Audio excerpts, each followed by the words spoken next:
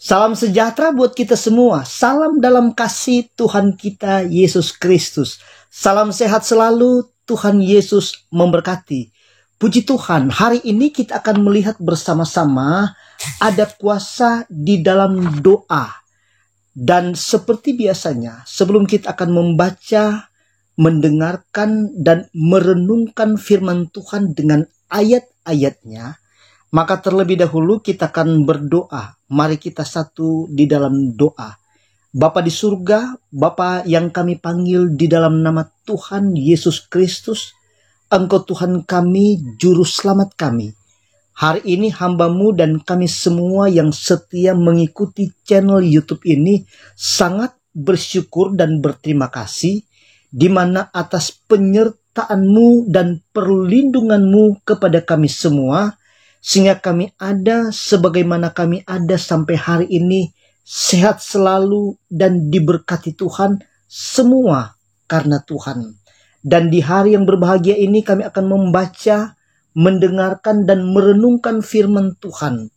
Untuk itu urapilah hamba-Mu yang terbatas ini untuk sampaikan isi hati-Mu, untuk sampaikan firman Tuhan, dan urapilah kami semua dengan kuasa Roh Kudus, agar saat kami akan belajar bersama-sama, maka kami akan mengerti dan memahami firman Tuhan, isi hati-Mu, kehendak Tuhan di dalam hidup kami, supaya kami pun akan menjadi berkat bagi banyak orang. Berfirmanlah Tuhan, kami sudah siap untuk mendengarkannya. Dalam nama Tuhan Yesus Kristus, kami sudah berdoa dan bersyukur kepadamu. Haleluya. Amin. Puji Tuhan, berbicara ada kuasa di dalam doa. Yang pertama, Musa berdoa. Laut Kulsum atau Laut Teberau terbelah. Keluaran pasal 14 ayatnya yang ke-15 sampai ayatnya yang ke-31. Jika kita membaca ayat-ayat tersebut, maka Alkitab berkata, seizin Tuhan, Nabi Musa ini sebagai pemimpin bangsa Israel dan rakyatnya saat itu alami tertutup jalan, tidak ada jalan sebab di depan mereka adalah Laut Kulsum atau Laut Teberau, sedangkan di belakang mereka adalah musuh, Firaun Raja Mesir dan tentara-tentaranya yang sedang mengejar-ngejar mereka.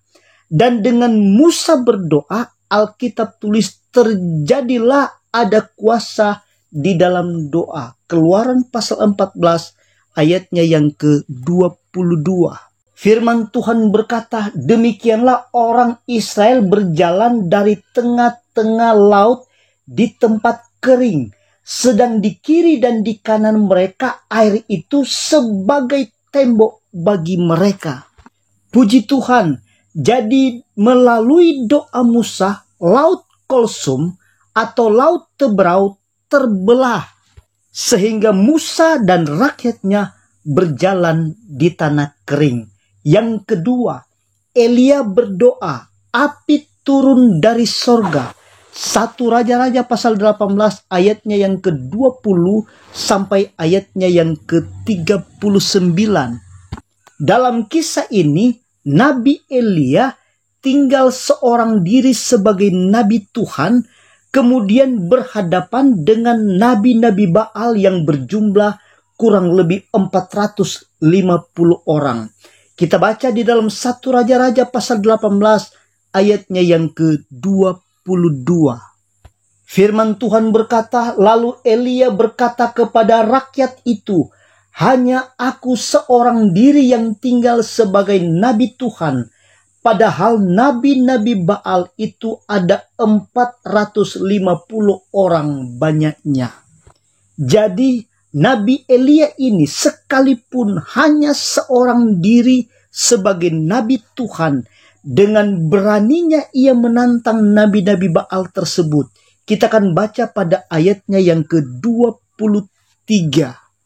Firman Tuhan berkata, namun baiklah diberikan kepada kami 2 ekor lembu jantan, biarlah mereka memilih seekor lembu, memotong-motongnya, menaruhnya ke atas kayu api, tetapi mereka tidak boleh menaruh api. Aku pun akan mengolah lembu yang seekor lagi, meletakkannya ke atas kayu api dan juga tidak akan menaruh api. Dan ayatnya yang ke-24 firman Tuhan berkata, kemudian biarlah kamu memanggil nama Allahmu, dan aku pun akan memanggil nama Tuhan. Maka Allah yang menjawab dengan api, dialah Allah. Seluruh rakyat menyahut katanya, baiklah demikian. Puji Tuhan. Dan dalam cerita selanjutnya, saat giliran nabi-nabi Baal panggil Baal mereka untuk bakar korban dari pagi hari sampai tengah hari, ternyata tidak ada jawaban dari Baal mereka. Sehingga kalau kita baca pada ayatnya yang ke-27, waktu tengah hari Elia mulai mengejek mereka, katanya, panggillah lebih keras, bukankah dia Allah? Mungkin ia merenung, mungkin ada urusannya, mungkin ia bepergian, barangkali ia tidur dan belum terjaga. Dengan ejekan Nabi Elia ini, lalu apa yang terjadi? Kita akan baca pada ayatnya yang ke-28 sampai ayatnya yang ke-29. Maka mereka memanggil lebih keras serta menore-nore dirinya dengan pedang dan tombak seperti kebiasaan mereka, sehingga darah bercucuran dari tubuh mereka. Ayatnya yang ke-29, sesudah lewat tengah hari, mereka kerasukan sampai waktu mempersembahkan korban petang. Tetapi tidak ada suara, tidak ada yang menjawab, tidak ada tanda perhatian. Dan puji Tuhan, saat giliran dari Nabi Elia, ayatnya yang ke-36. Kemudian pada waktu mempersembahkan korban petang, tampillah Nabi Elia dan berkata, ya Tuhan Allah Abraham, Ishak dan Israel, pada hari ini biarlah diketahui orang bahwa engkaulah Allah di tengah-tengah Israel, dan bahwa aku ini hamba-Mu, dan bahwa atas firman-Mu lah aku melakukan segala perkara ini. Lalu ayatnya yang ke-37, jawablah aku ya Tuhan, jawablah aku supaya bangsa ini mengetahui bahwa engkaulah Allah ya Tuhan, dan engkaulah yang membuat hati mereka tobat kembali. Puji Tuhan, di dalam doa Elia ada kuasa, maka turunlah api Tuhan. Kita akan baca pada ayatnya yang ke-38. Lalu turunlah api Tuhan menyambar habis korban bakaran, kayu api, batu dan tanah itu, bahkan air yang dalam pari itu habis dijilatnya. Yang ketiga, Daniel berdoa, mulut singa terkatup. Daniel pasal 6 ayat 1 sampai ayatnya yang ke-25 dengan judul Goa Singa. Dan dalam kisah ini, Daniel adalah salah satu pejabat tinggi yang diangkat oleh raja dalam Daniel pasal 6 ayat 1 sampai ayatnya yang ketiga. Dan ayat-ayat ini menjelaskan bahwa Raja Darius mengangkat 120 wakil-wakil raja, dan membawahi 120 wakil-wakil raja ini, Raja Darius mengangkat 3 pejabat tinggi kerajaan. Dan Daniel ini adalah salah satu dari 3 pejabat tinggi. Dan kalau kita akan baca pada ayatnya yang ke-4, firman Tuhan berkata, maka Daniel ini melebihi para pejabat tinggi dan para wakil raja itu, karena ia mempunyai roh yang luar biasa, dan raja bermaksud untuk menempatkannya atas seluruh kerajaannya. Akan tetapi kelebihan dari Daniel ini ternyata teman-temannya itu mencari alasan dakwaan terhadap Daniel, supaya Daniel ini akan dihukum oleh raja. Dan namanya orang-orang yang akan mencari alasan untuk dakwaan terhadap Daniel pasti dapat dong. Sehingga Daniel ini dihukum mati dan dimasukkan ke gua singa.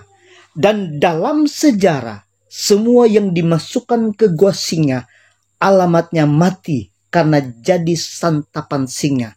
Akan tetapi dalam doa Daniel ternyata ada kuasa dan mampu mengubah hal-hal yang tidak mungkin.